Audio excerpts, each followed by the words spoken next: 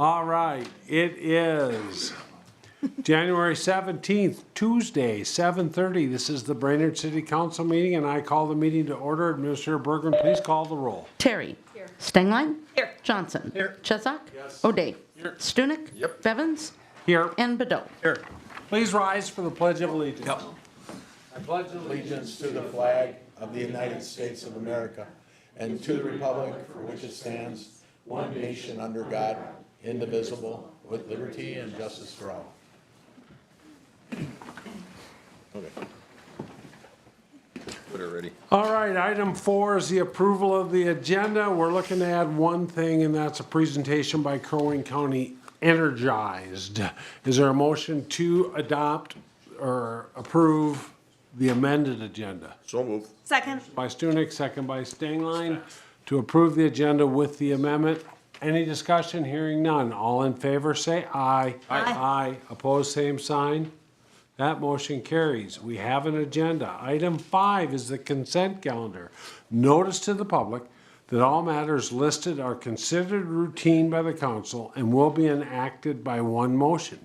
There'll be no separate discussion of these items unless good cause is shown prior to the time the council votes on the motion to be adopted by roll call.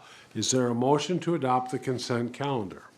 So moved, Stengline. Motion Stengline, is there a second? Second. Second by O'Day. Any discussion? Hearing none. Administrator Bergen, please call the roll. Terry. Yes. Stengline. Yes. Johnson. Yes. Chesak. Yes. O'Day. Yes. Stunek. Yes. And Bevins. Yes. That consent calendar is amended, including one bean. Mayor Bedore, are you involved in this at all? I am fully retired from Sure he is.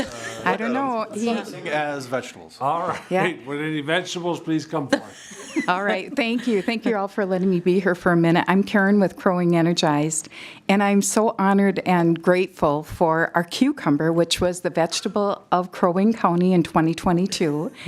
You really elevated that position to a different degree. We went to schools, read books in schools, went to daycares, did community events, and I'm really grateful for the work that you did. We're starting a vegetable hall of fame, and there will be one Mayor Bedell at the top.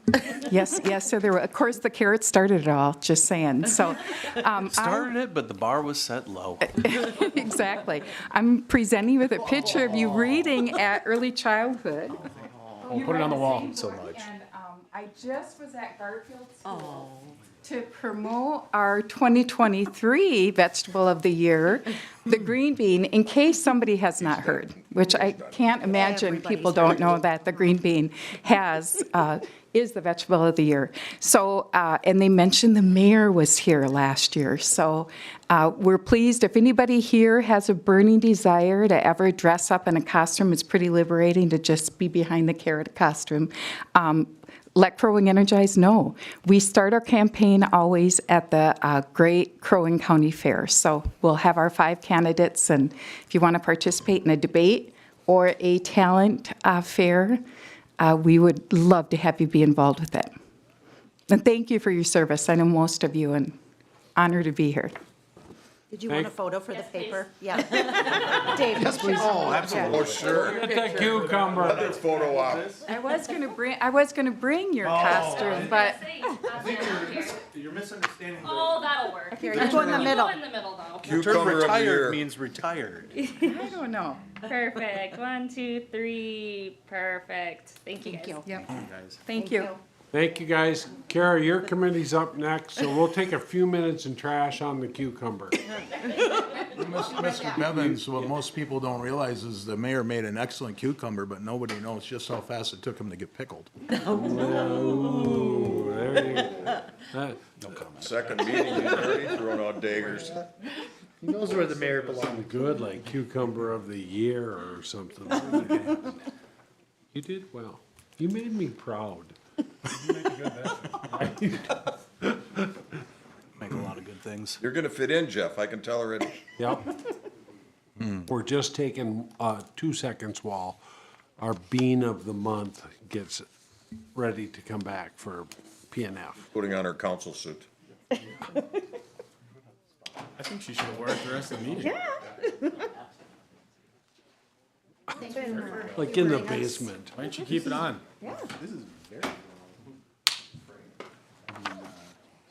All right, item 6 is our council committee reports. Item 6A is the Personnel and Finance Committee Chairman Gabe Johnson.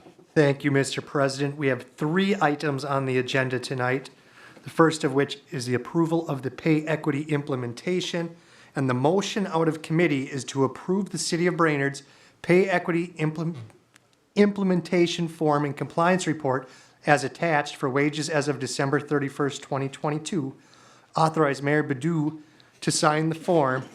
Further, to authorize submittal of report to MMB, and I so move. Second. Motion by Johnson, second by Chief Stunek. Any discussion? Any discussion? Seeing none, all in favor say aye. Aye. Aye, opposed, same sign. That motion carries. Please proceed. Thank you, Mr. President. Next up is a final pay to Norson for the Public Works Building. And the motion is to approve the final pay estimate for Norson in the amount of $42,957.50, and I so move. We have a motion by Johnson. Is there a second? Second. Second by Terry. Any discussion? Mr. Johnson. This is just the final pay estimate for Norson. We still have Holden Electric and Pike Plumbing actually putting HVAC into the building that I still don't understand. But we are coming in at, right now, it looks like we're going to be at about $582,993 when the original budget for the project was $468,109. So this one got a little out of control on us, but we're still moving forward with it. Thank you. Any further discussion? Hearing none. All in favor say aye. Aye. Aye. Opposed, same sign. Aye. That motion carries. Please proceed.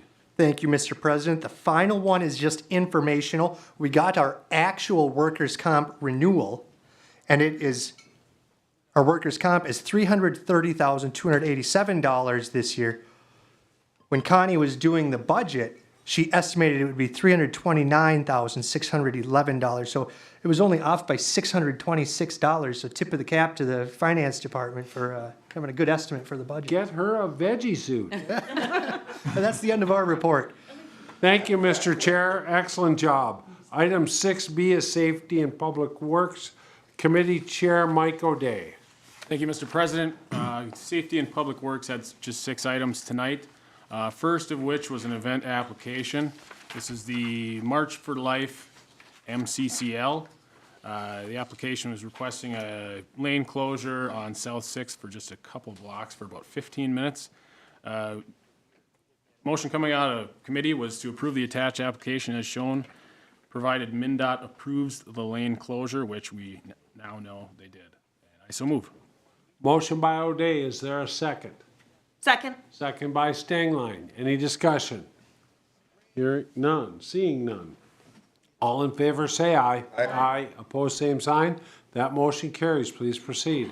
Thank you, Mr. President. Next item on the agenda was a OSHA grant application for the Public Works Building gate and operator. Our Public Works Building does not have a functional gate during day hours, and we don't typically always have somebody there, but we do have a lot of equipment that should be more well protected. So this would be a gate that would open and close based on vehicles that should be coming and going.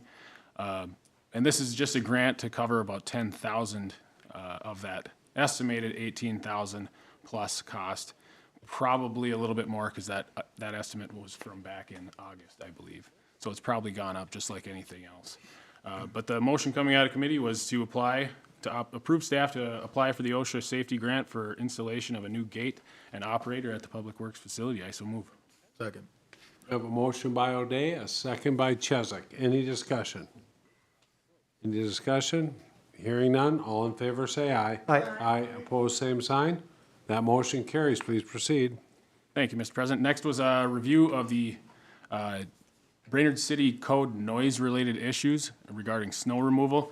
I can just give you a little background. We've received a couple complaints about snow removal during the hours, late night or early morning hours before 6 a.m., specifically at a neighborhood school and another restaurant located close to residential in a residential area.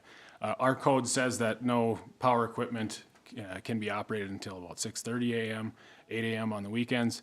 And so essentially they had to stop removing snow, but this puts them in a tough spot. We've known this year having a lot of extra snow. It's just tough getting that stuff cleared before people start getting to work, kids start getting to school. Some of that equipment needs to be used. The louder stuff needs to be used to clear the sidewalks as well.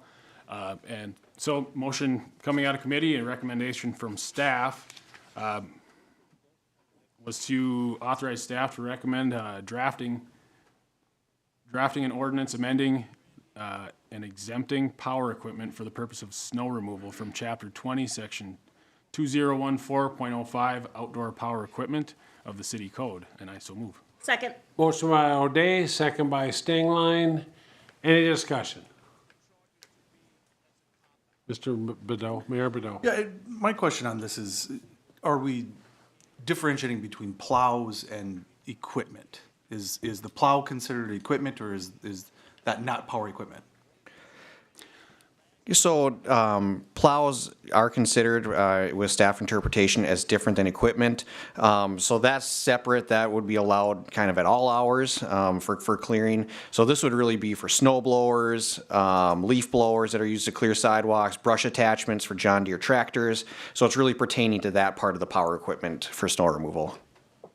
So clarify for me on this. Now, we are then exempting and allowing power equipment to be used for snow removal. So then we would be allowing that. Yeah, I fully do not support this. We're receiving complaints from people that are having problems with this equipment being used. I have no problem with people plowing in the morning, but I do have a problem with people going out and using power equipment to remove snow at 6 in the morning. I do have a problem with that. Excellent. Mr. O'Day. So the discussion was at first, are we going to allow plows before 6 a.m.? Yes, we all agreed that the plow is not the power equipment type that is backpack blower or a walk behind snow blower would be, as far as the 2-cycle engines that make a little more noise. What it came down to was all these schools are in neighborhoods. We want our schools to be in neighborhoods, and why would we make it difficult for kids to get into the schools? So these guys, the only complaints weren't from the people complaining about the noise. I received a complaint from the people that are actually plowing and removing the snow. How do you want us to do this? So we've all seen how nasty the streets can get when we wait too long to get at the snow, and we're not able to get around the cars that are already parked, say in a parking lot or on the street. So this opens it up to have these people allowed to use this stuff. Obviously, we want them to use some restraint, as far as we're not going to go up to somebody's window and start blasting a backpack blower right next to it. Now, there's gas stations that also have a lot of traffic early mornings. That's another one. A lot of these gas stations are within 500 feet of residential areas. So what do? Do you change that to 100 feet, 200 feet, leave it at 500 feet and don't change anything? The simplest situation, the simplest recommendation in our discussion came down to just exempting the power equipment from snow removal. We don't see it year round. We see big events sometimes a few times a year, sometimes more than that. But that was what we came up with for a recommendation. I think it's the best recommendation. Let's let somebody who hasn't spoken. Anybody else before I give the mayor a second round? Mr. Mayor. I'll just reiterate my continued stance on that. I have no problem with people using plows. I have no problem with plows coming in and clearing areas. I have received 2 complaints from 2 different individuals about this already this year. It doesn't solve the situation for them. It actually puts them in a worse situation, because now they have no recourse for the complaint of, my neighbor is now using a backpack blower to blow their snow. I still don't support it. I think that, yes, we need to clear snow. I understand that, but we have to understand that we are also still a city. We also still have residents, and they do have some need for protection. What is too early? Is 1 a.m. too early? Is 3 a.m. too early? Is 4 a.m. too early? Well, in this case, nothing is too early. All night. Give me a wind blower, or give me a snow, or give me a backpack blower. We're blowing the snow. Well, thank you, Mr. Mayor. Any other discussion? So the motion is to exempt the snow removal equipment, blowers, etc. If you vote aye in favor of it, you're voting in favor of the motion. Okay. Yes, Mr. Chesak. Call vote, please. You absolutely can. And Mr. Bergman, can we get a roll call on this? Yes. Terry. Yes. Stengline. Yes. Johnson. Yes. Chesak. Yes. O'Day. Yes. Stunek. Yes. Bevins. Yes. That motion passes. Please proceed, Mr. Chair. Thank you, Mr. President. Item number 4 was an update on our street lighting policy details. Mr. Dean walked us through some of the different changes that have come forward recently. One being light throwing direction and spread. Currently, we just have lights facing downward and they kind of spread in every direction. The newer current standard that we want to move towards is a 80-20, putting 80% of that light towards the street and 20% back towards any area with a sidewalk, but not quite getting back into the areas where you're lighting up everybody's yards and shining in their windows. The other part of it was the color temperature. This went through another set of committee meetings and came up with a color temperature recommendation of 3,000 Kelvin, which is less of a daylight than what we currently have, a little softer, a little warmer light than what we currently have, at least in most areas. So we did address some other things. The commercial style lights that we picked last year, we have not made any motions as far as moving forward on those again. They are still currently in our old one, but we might want to revisit that because they went from $700 last year to $1,700 per fixture. And we went back and forth on that quite a few times last year because we were looking for something more affordable. I have no idea why it jumped that much. It's the same exact fixture, it sounds like. But motion coming out of committee for this one was just to move forward with the light throwing at an 80-20 and color temperature recommendation of 3,000 Kelvin. I so move. Second. We have a motion by O'Day, a second by Chesak. Any discussion on the light fixtures? Seeing none, all in favor say aye. Aye. Aye. Opposed, same sign. That motion carries. All right, next item was a summary of the 2022 code enforcement cases. We went through this in quite a bit of detail with Mr. Kramvik tonight. It was a big change for our code enforcement this year, bringing things to SPW committee after 3 citations and no responses. It was successful in getting rid of some of the junk and debris around town, as well as getting some different property owners to comply with maintenance issues. We did still have some difficulty with a few things, getting into properties. We're still kind of working on best practice on getting a better look at properties that might be either condemnable or we just don't know how structurally sound they are on the inside. We can see stuff on the outside, but we're working forward on that. We also spoke about expediting the processes with certain cases for long grass, garbage, there's another one, snow removal. And then we did have somebody come in and speak about an issue with a neighbor's dog feces and the amount of time that it takes to get that removed as well. So what we're looking at going forward is for staff to come back with a revised amendment to the Section 320 code and looking to kind of move some of those out of our meetings so we don't have to have a agenda item based on abatement of those issues and further streamline the whole process. So that's what we're doing going forward. Thank you. And the final item was direction on active code enforcement cases. We have 3 different properties on here that were repeat offenders, all fairly similar in junk and debris, have not responded. We have 915 Laurel Street, we have 609 11th Avenue Northeast, and we have 422 B Street. And staff was recommending issuing a 10-day order to correct letter and begin working with the city attorney for abatement of the property. Further, staff works with the abatement contractor to determine if abatement needs to wait until spring because of the snowfall totals. That is just because our what is the word I'm looking for? Warrant. What's that? The warrant. The warrants last 21 days, so we don't want to put a warrant out and then come back with another one. But that is the motion coming out of committee, and I so move. Second. Motion by O'Day, second by Stingline. Any discussion? Mr. President, Yes, I have Kara. a question in Yeah. terms of process. Yep. So in some of the instances, I was reading through the notes and it looks like we connected directly with the property owners. And then I don't see that in all cases. So do we have a verbal conversation with property owners or do we just send letters or what does that look like? I can let staff answer that, but I know the answer.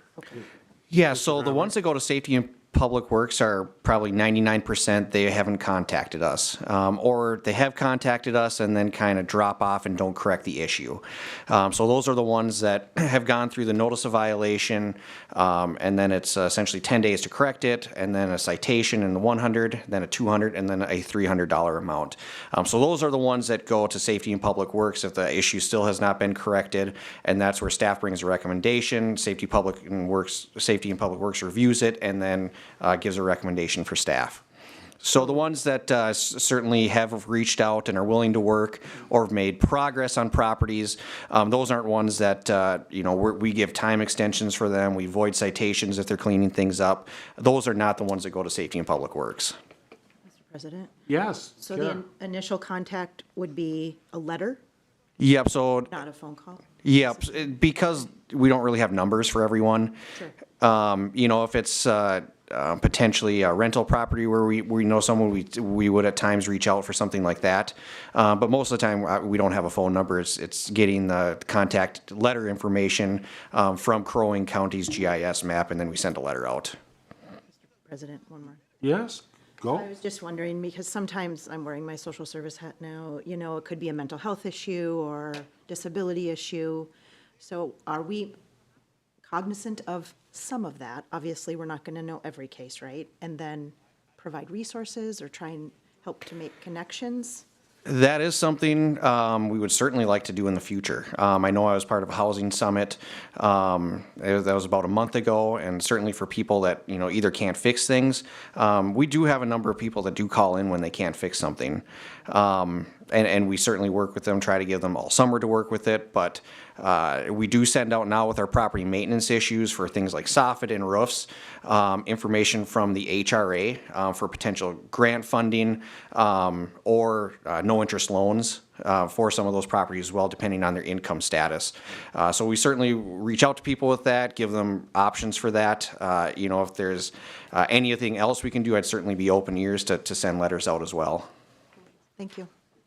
Anything else? Anybody else? All in favor of the motion, say aye. Aye. Opposed, same sign. That motion carries. Anything else, Mr. Chair? And a report? Thank you very much. Item 7 is unfinished business. 7A is the appointment of council liaisons. You've all had my selections for the last 4 days. Any comments? Anybody wish to approve those? I'd move to approve, Johnson. Second. Motion by Johnson, second by Stunek. Any discussion? Hearing none, all in favor say aye. Aye. Opposed, same sign. That motion carries. Item 7B, proposed ordinance 1541, final reading, an ordinance amending section 514 of the zoning code, restrictions on demolition and removal of dwelling units. I believe this is Mr. Kramvik. You want to take us up to where we are today? Yes, thank you, Mr. President.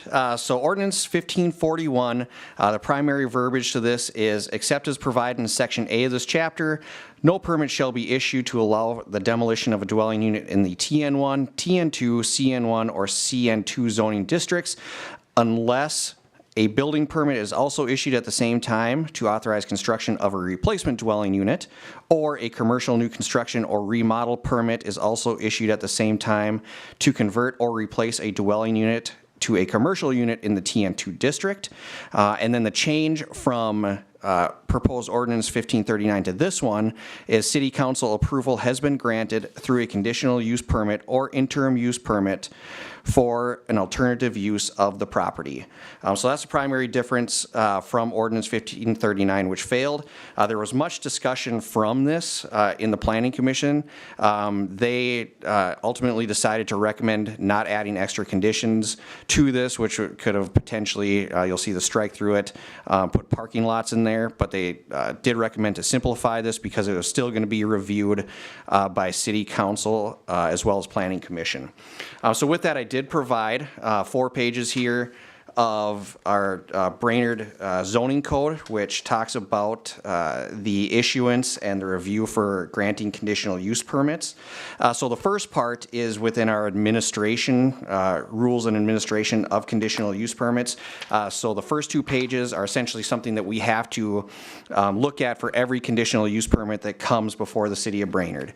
So I did highlight that section as criteria for granting conditional use permits, and I'll go through those. The first one is the proposed use conforms to the zoning district and is a permitted conditional use identified in the appendix table of uses. So essentially a table of uses has to say that it is a conditional use permit in that zone.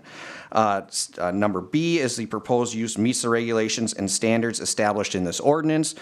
So that's essentially saying it has to meet all standards when they're proposing a new project or addition, has to meet setbacks, has to meet off-street parking, has to meet off-street loading regulations, has to meet all codes. So if it doesn't, potentially a conditional use permit could be denied.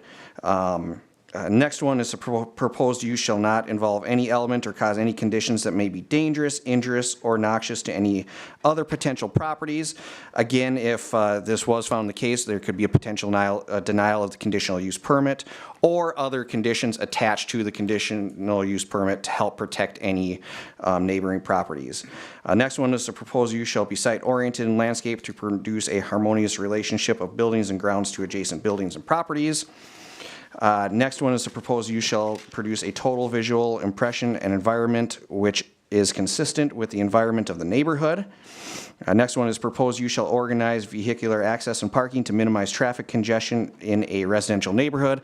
I think this one's important as well. If there's no considerations for that off-street loading or parking in that area, that could be also potential grounds for not allowing the conditional use permit. Also, the proposed use shall preserve the objectives of the ordinance and shall be consistent with the comprehensive plan. So the findings of fact do have to also show that the conditional use permit is consistent with the comprehensive plan.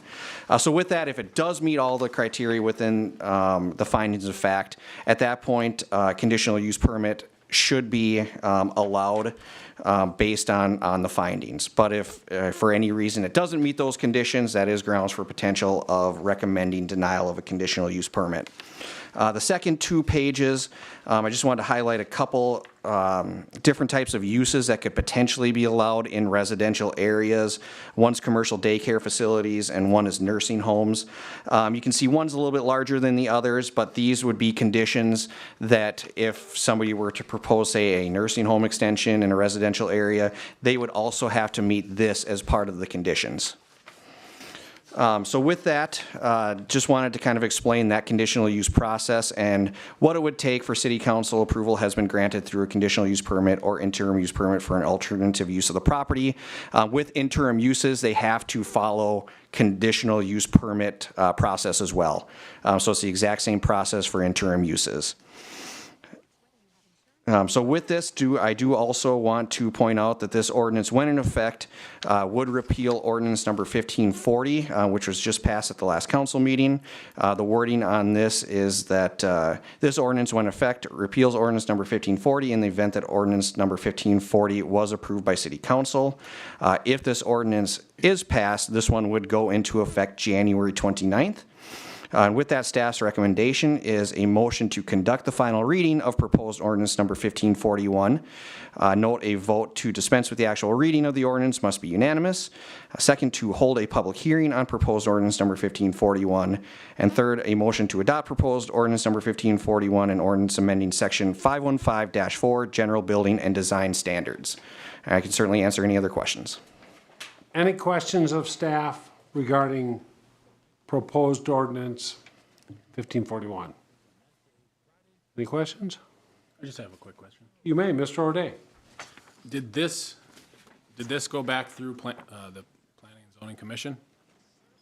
That Specific document didn't. That's already something that was adopted as part of the last zoning code. So that's already in there. The only thing that went through at the last planning and zoning meeting was looking at revised language for the proposed ordinance, which really added line A3 back into the ordinance. So as every part of our conditional use permit process, we review that, in the past zoning code as well as the new one. That's just the process we go through. Any other questions of staff? Mr. Mayor Bedell. I was just noticing that we have a member of the Planning and Zoning Commission here. I don't know if he wanted to speak, but I just wanted to throw it out in case there were any opportunity that he would want to say something on this particular. Mr. Yeager? I absolutely appreciate the offer, but I have nothing to add. I think Planning Commission. Yep. Name and address, thank you. Yeah, Kevin Yeager, 325 Bluff Avenue. Thanks for raising the point, Mr. Bedell. This is something that the Planning Commission has dedicated a lot of time and energy to trying to get this ordinance crafted in a way that was trying to find a balance without being myopic, either from the planning and zoning side or from what we perceive to be your guys' vision as well. So we initially put forth a plan that said basically you can't tear down a house in a residential neighborhood, period. There's no way, there's no open door, it can't be done. What we heard from you guys was we don't necessarily want it to be such a discussion ending episode to have that. So we brought this back to us, and then this is when we added in the mechanism, which would be either conditional use permit or interim use permit, to allow people to have a little crack in the door. It still provides for friction, so it doesn't make it easy. It doesn't definitely doesn't make it a slam dunk. But I would say the general discussion is that Planning Commission feels pretty strongly that we would really like to try to limit, to the greatest extent of our ability, the demolition of existing homes for the expansion of campuses, especially in TN1, TN2, C1, those neighborhoods. And that's really what this does. Doesn't say you can't do it ever, but it says you got to go through a lot of steps, including through you guys, to make it happen. So. Hang on, Kevin, please. Any other questions of planning and zoning, Mr. Yeager? Thank you very much. Thank you, guys. Okay, any other questions of staff? Hearing none, I think we got it. The first step is we're looking for a motion to conduct a final reading of proposed ordinance 1541. This would include a vote to dispense with the actual reading of the ordinance and must be unanimous. Is it a motion? So move. Motion by Stunek. Second. Second by Stengline. Any discussion on the motion? Hearing none, all in favor say aye. Aye. Opposed, same sign. That motion carries unanimously. Next step is, it is 8:02, and we will open a public hearing on proposed ordinance 1541. If you're in the audience and you wish to speak on proposed ordinance 1541, I see we have nobody online that would maybe want to speak. You come forward, state your name and address. I'll ask a second time. And a final time. It's 8:03. We will close the public hearing on proposed ordinance 1541 and look for a motion to adopt proposed ordinance 1541, an ordinance amending section 515-4, general building and design standards. So moved. Motion by Terry. Second. Second by Stengline. Any discussions on this one? Seeing none, Administrator Bergman, please call the roll. Terry. Yes. Stengline. Yes. Johnson. Yes. Chesak. Yes. O'Day. Yes. Stunek. Yes. And Bevins. Yes, that ordinance is adopted. Next up is item C, call for applicants. We'll turn it first over to Mayor Bedell. Thank you, Council President. The following applications are available at our website, and it's a doozy, but we've removed the numbers. So www.ci.brainerd.mn.us/boards. Charter Commission, 4 terms expiring 2026, 1 term expiring 2025. Rental Dwelling License Board of Appeals, 5 terms expiring 2022. If you can see that, 2022 has expired. So those terms have all expired, but you are available to get in on those hot seats. HRA, one term expiring 2027. We also have the EDA, one term expiring 2028, and one term expiring 2026. Thank you, Mr. Mayor. Gabe, do you remember the early days of Microsoft when they had like that Mr. Clippy guy, that kind of guy? Helpful. Yeah, how about Mr. Cucumber could help us guide us through the application process online? What do you think? Maybe it's not too late to I don't know. pull that cucumber suit out. My fee for such things might be too high. Taxpayer dollars. As council president, I have an airport commission recommendation, one term to expire in 2025, Mr. Glenn Nygaard. Planning commission, I have two terms open, but I have a request by Don Gorham to re-up. I would like to include that recommendation. Is there a motion to approve those two recommendations? So moved. Second. Motion by Stunek, second by Johnson. Any discussion? Hearing none, all in favor say aye. Aye. Aye, opposed, same sign. That motion carries. Next up is item 8, new business. Looking to set a joint workshop of Park Board and Brainerd City Council for February 27th. Anybody, Public Works Director, Dean, do you have anything you want to add to what? Nothing to add from the agenda. The date and time, if approved, is going to get presented to the Park Board next week at their regular meeting. Okay. Any questions of staff? Was this at 6 o'clock? Yes, Okay. February 27th, 2023 at 6 o'clock. Would somebody care to approve that special joint So workshop? moved. Motion by Chesak, second by O'Day. Any discussion? All in favor, say aye. Aye. Aye, opposed, same sign. That motion carries. We have a workshop.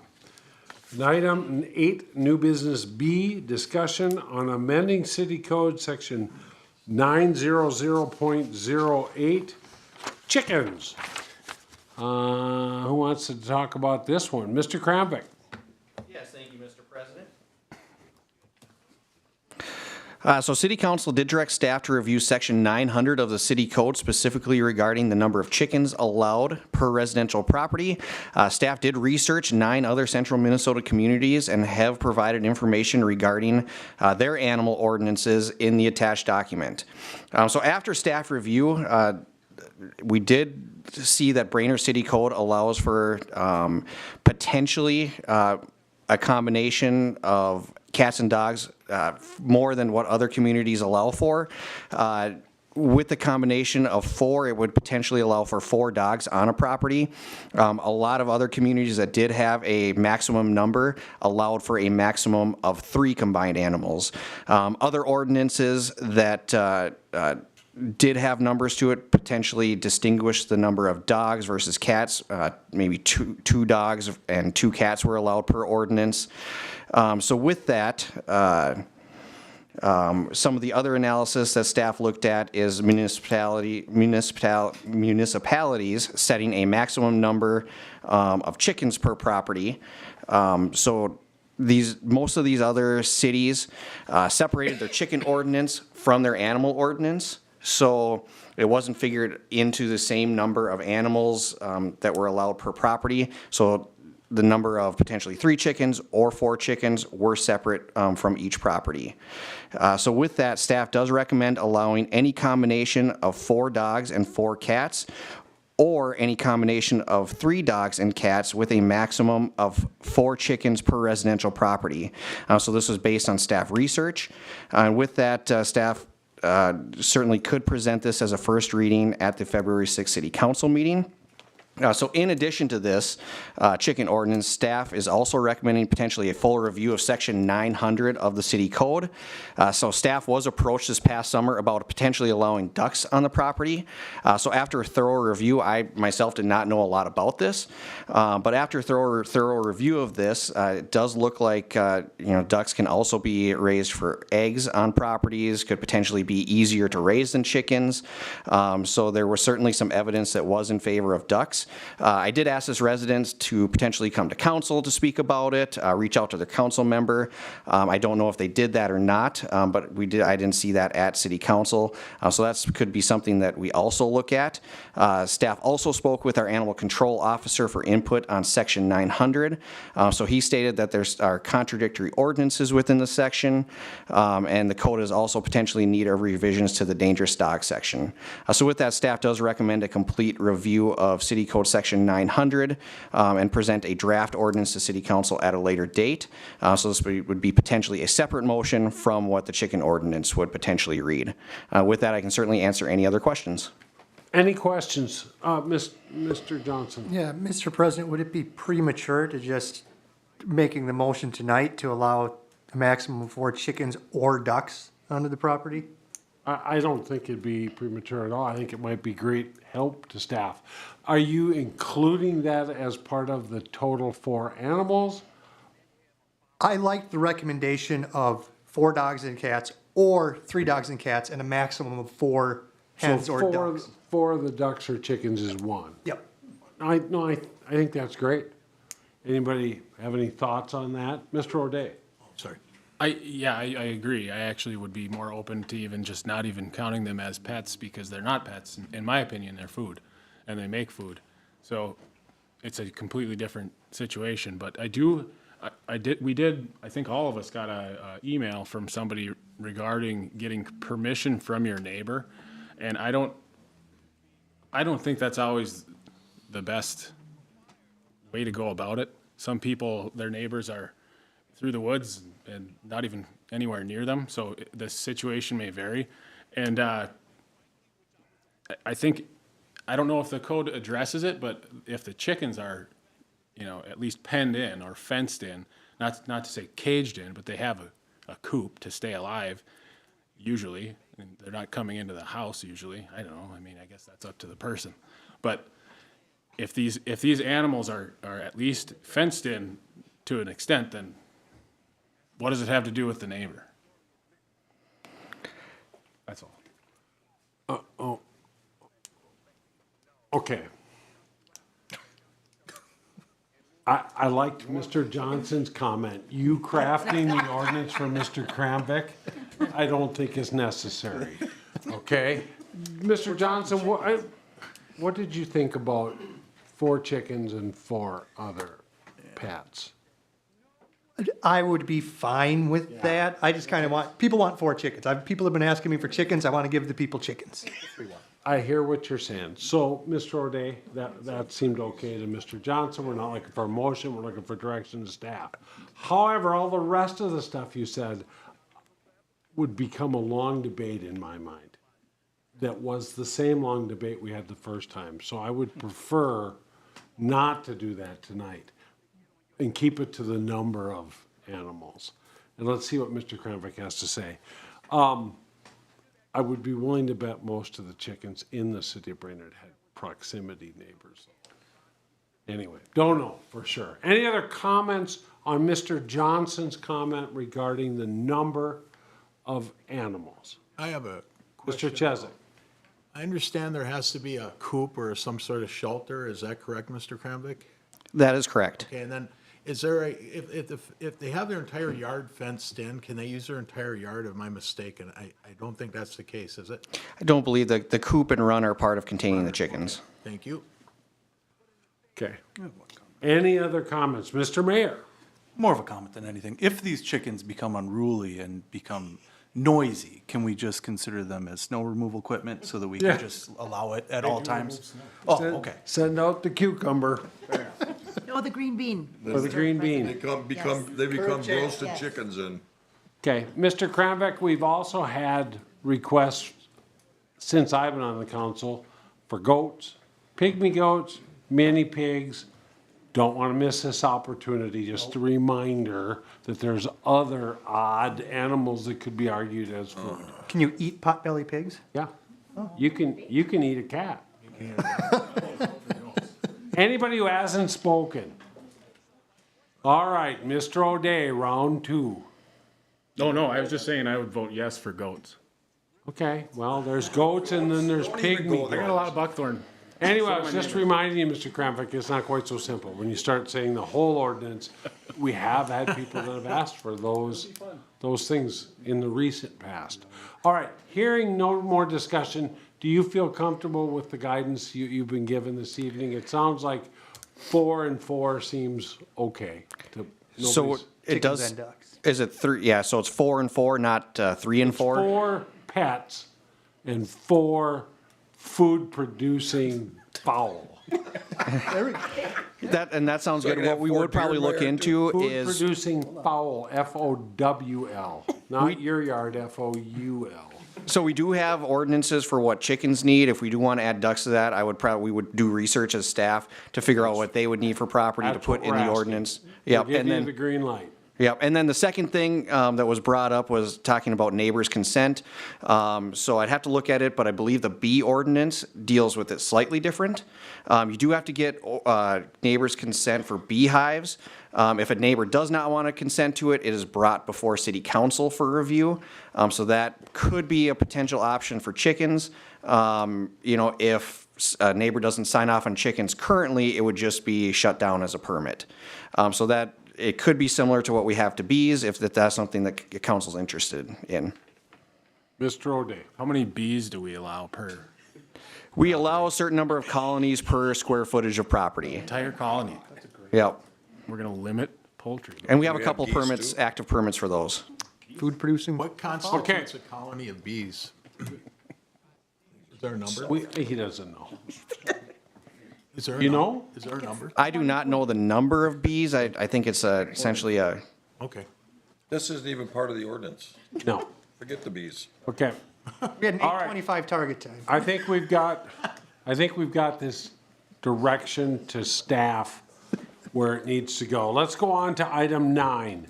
Public forum. This is time allocated for citizens to bring matters not on the agenda to the attention of the council. We usually ask you to keep it to 3 minutes.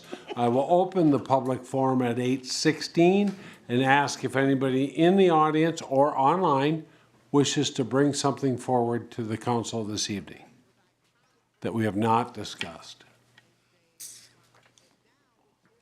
Anybody at all?